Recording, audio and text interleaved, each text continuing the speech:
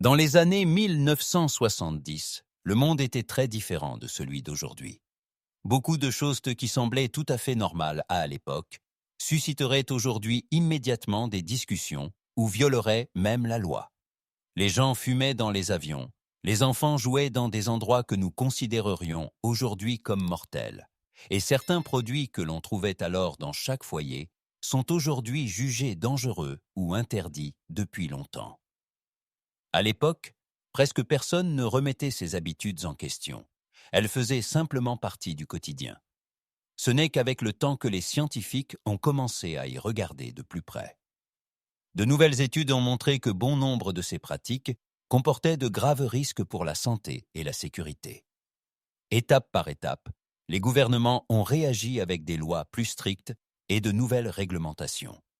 Quand nous regardons cette époque aujourd'hui, beaucoup de choses semblent à peine imaginables. Des éléments autrefois banals nous paraissent aujourd'hui presque choquants. Dans cette vidéo, nous jetons un coup d'œil à 10 choses qui étaient tout à fait normales dans les années 1970, mais qui sont aujourd'hui interdites ou strictement réglementées dans de nombreux pays. Certaines vous surprendront, d'autres vous laisseront peut-être sans voix. Commençons directement avec la première place. 1. L'essence au plomb.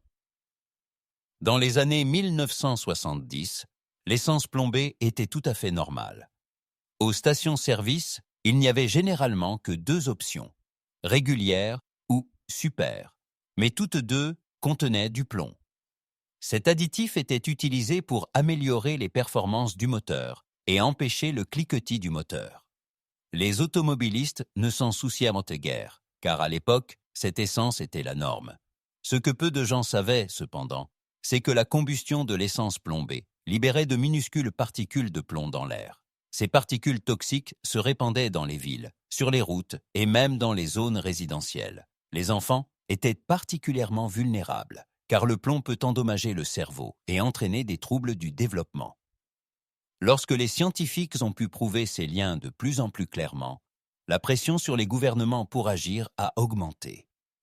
Au milieu des années 1970, l'abandon progressif de l'essence plombée a enfin commencé. Beaucoup de gens étaient d'abord sceptiques, pensant que leur voiture fonctionnerait moins bien sans cet additif.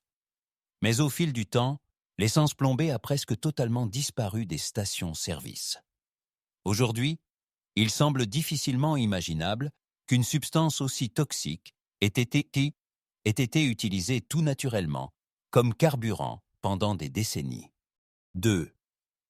Fumer dans l'avion. Dans les années 1970, la fumée de cigarette faisait tout naturellement partie du voyage en avion. Dès que l'avion avait décollé, de nombreux passagers allumaient leurs cigarettes et la fumée envahissait lentement toute la cabine.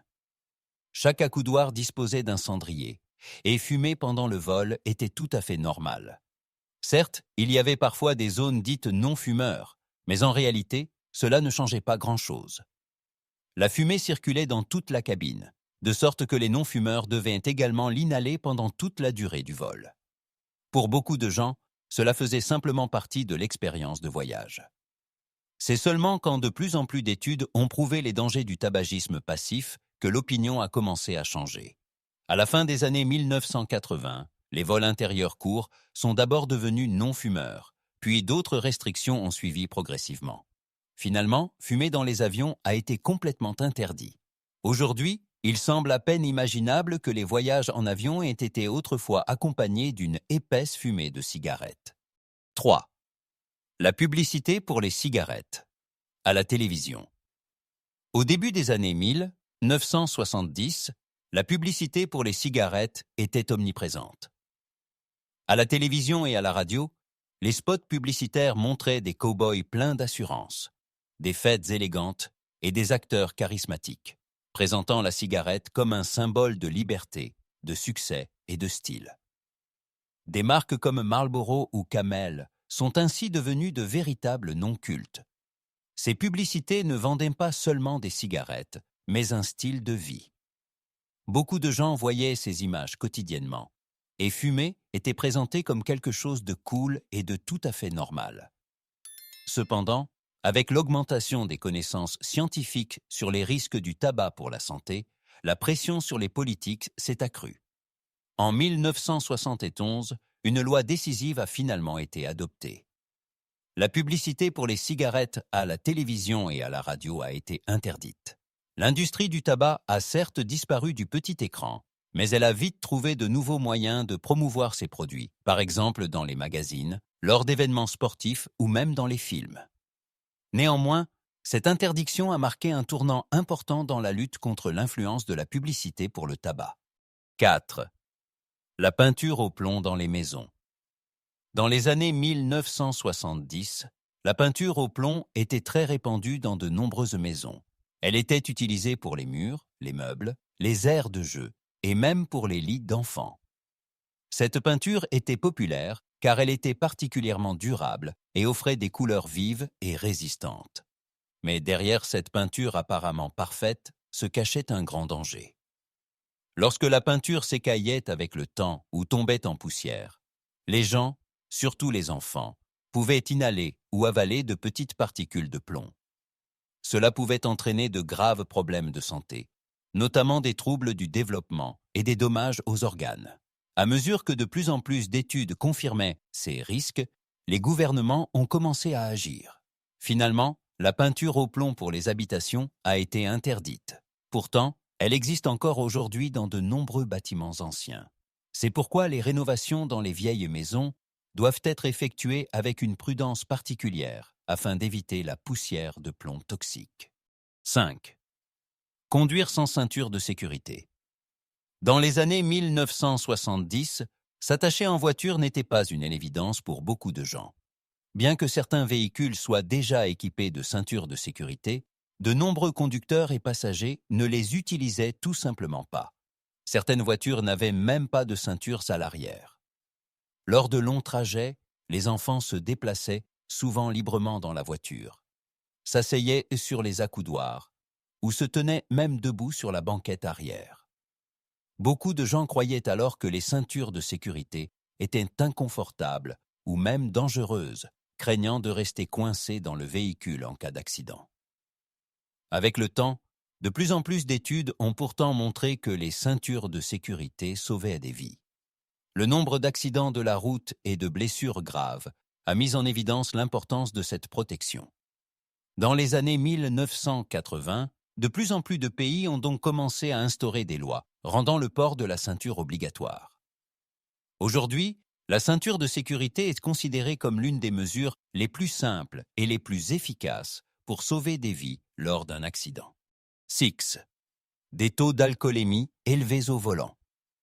Dans les années 1970, l'alcool au volant était traité avec beaucoup plus de légèreté dans de nombreuses régions qu'aujourd'hui.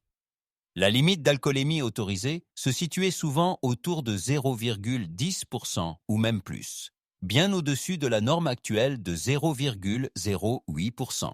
Après des fêtes, dans des bars ou lors d'événements d'entreprise, il était tout à fait normal pour beaucoup de gens de rentrer ensuite eux-mêmes chez eux au volant. L'attitude sociale était également différente à l'époque. Conduire en état d'ivresse était souvent considéré comme une mauvaise décision, plutôt que comme un crime grave. Dans certains cas, les policiers se contentaient d'un simple avertissement et laissaient le conducteur repartir. Ce n'est que lorsque le nombre d'accidents mortels a fortement augmenté que l'opinion publique a commencé à changer.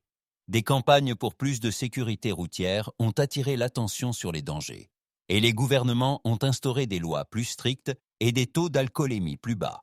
Aujourd'hui, l'alcool au volant est considéré comme un délit grave, et les sanctions sont nettement plus sévères qu'il y a quelques décennies. 7. Les enfants pouvaient acheter des cigarettes. Dans les années 1970, fumer était si banal que les enfants pouvaient tout souvent acheter des cigarettes sans aucun problème. Les parents envoyaient naître leurs enfants dans de petits magasins ou des kiosques pour chercher un paquet de cigarettes, et les vendeurs posaient rarement de questions sur l'âge. Fumer faisait partie du quotidien normal. Les adultes fumaient à la maison, au restaurant, dans les bureaux et même dans de nombreux bâtiments publics. Pour les enfants, cela semblait donc être quelque chose de tout à fait ordinaire, qui faisait simplement partie de la vie d'adulte.